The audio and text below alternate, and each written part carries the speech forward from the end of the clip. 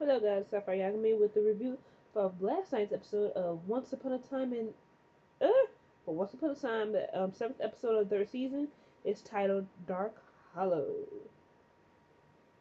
So I'm gonna start off with everything happens in the storybook first, and go into what happened in Neverland. So, and then I'm gonna do the cultural references for this episode. So in Storybook, as the mission begins in Neverland, Gold and Regina give Ariel instructions to contact Belle once she arrives in Storybook to retrieve an item that will be used in their quest to destroy Peter Pan. Regina also gives her a bracelet that can only be used for 24 hours in order to complete her mission, and Gold gives her an enchanted sand dollar, instructing her to give it to Belle as she would know what it means. However, moments after Ariel escapes into the realm, this plan is discovered by Pan, who tells Felix that a pair of minions from the outside world will arrive there immediately to solve the problem. Going back 5 days earlier, Emma, Mary Margaret, David, Regina, Gold, and Hook left for Neverland to search for Henry. Gold tells Belle that the prophecy will be his undoing and he might not be coming back. But Belle believes in his heart that he will return. Gold also gave her instructions to use a cloaking spell because there might be others coming from the outside world to destroy Storybrooke. After alerting the residents of the threat, she places a spell around the city limits by opening a vein of fairy dust in the mines. However, a pair of brothers arriving from Minnesota in a convertible manage to sneak in just in time, as they are revealed to be the contacts from Peter Pan's home office. 5 days later, the seven dwarves are Ooh! The 7 days later, 5 days later, the seven dwarves are having lunch by the beach, talking about how quiet it has been since Regina, Snow, and Charming has left and no killings had occurred. When Leroy witnesses Ariel emerging from the ocean, he tells Leroy that she was sent on a mission from Neverland to contact Belle and to retrieve an item that's stored in Gold's pawn shop. Unfortunately, this exchange is being watched from afar as the brothers are giving the orders to make sure that Ariel never makes it back to Neverland with the item. After Leroy brings Ariel to Belle at Granny's diner, the two head back to the pawn shop where the sand dollar is activated. A projection of gold tells Belle that their love is the only way they can defeat Peter Pan. Belle believes that can be found in the only item that symbolizes their true love, the chipped teacup. As magic can be put in its proper spot, Belle discovers that the spot is Pandora's box, which contains the world's darkest evils and can be used to defeat Pan. But before they can prepare to bring it back to Gold, the brothers succeed in stealing the item and tying Belle and Ariel in bindings. Belle and Ariel, however, break free by using Ariel's fins and learn that the only way to destroy the item is by using the pickaxe in the mines. So she and Ariel race to the mines where, just as they are about to destroy the box, Belle uses a cart to knock the brothers out and stops them cold in going through with their plans. The brothers then plead with Belle that they are not interested in destroying magic. They want to use the box so they can rescue their sister, who happens to be, given the fact that this is Peter Pan and we are in Neverland, it's Wendy Darling. And this is not like the TV show where she was all in love, all infatuated with a piece of pie and Tinkerbell with others. Oh, this is not the movie. This is not the movie. Wendy, who has been a prisoner of Peter Pan for over a century, so given the fact that this is a century, these boys obviously don't look no older than 20s in their 20s. They then reveal that themselves are her brothers, Michael and John Darling. Belle tells the brothers that the box will be the only way to stop Pan and free their sisters. Ariel then takes the box back to Neverland and gives it to Gold. Regina then rewards her by giving her the ability to walk on land, allowing her to continue her search for Prince Eric. Or in this case, he's just be Eric because there's no kingdom around. Ariel also tells Gold that Wendy is also a captive of Pan's and that he should save her too. As Ariel leaves, Gold tells her to send a message to Belle that he will return. So now we know who's in the other thing with is Wendy Darling and John and Michael Darling are now grown, and they say it's been a century. So I'm trying to figure out how they not age, and how they didn't age. Like, did he keep them in Neverland until the right moment? It's kind of like you want to know.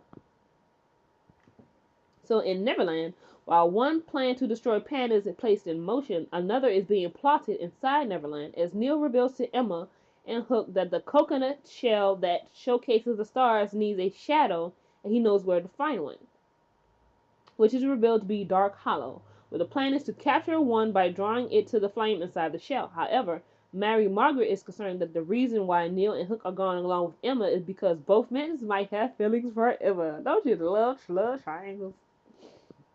So, as the trio leaves to the location, Emma is impressed by Hook becoming more of an ally, but he also tells Emma that sooner or later she'll have to choose between him or Neil.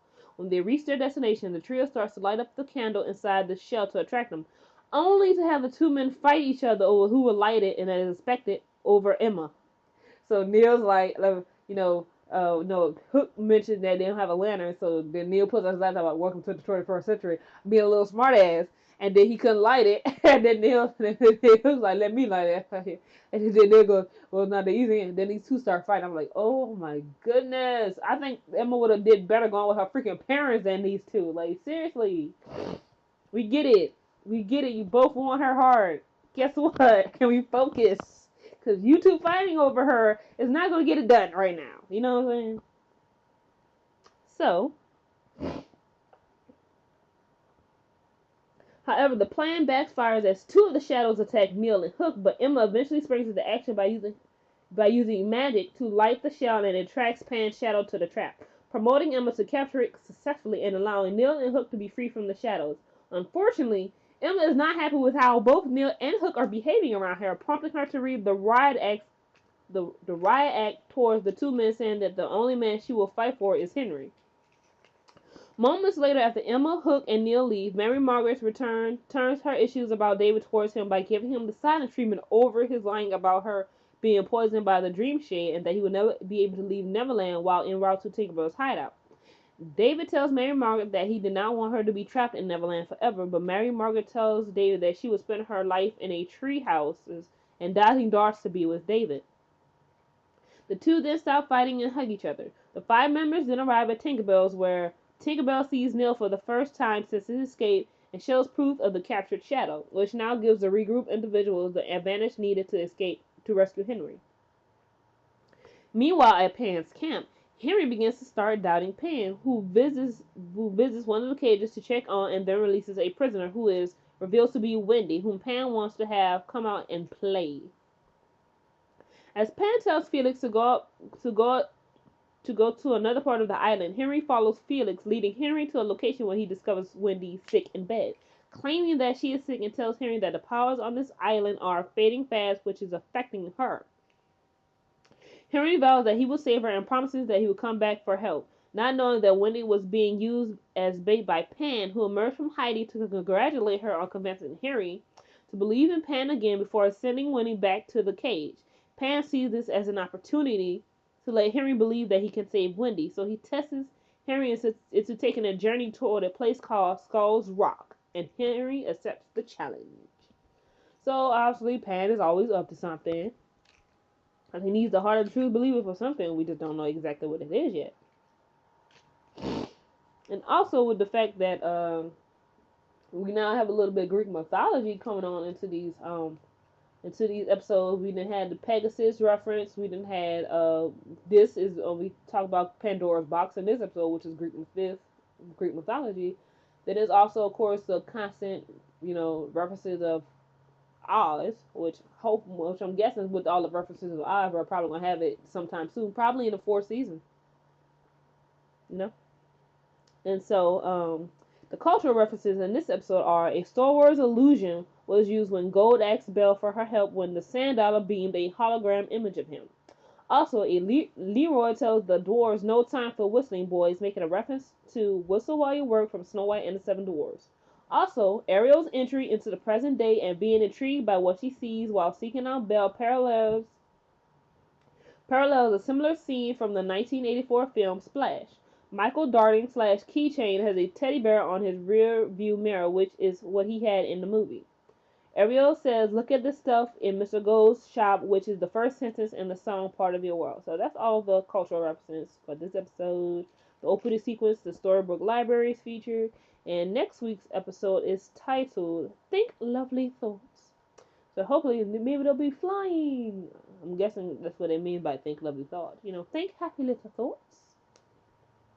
So that was the review of Once Upon a Time, Season 3, episode 7 of the season.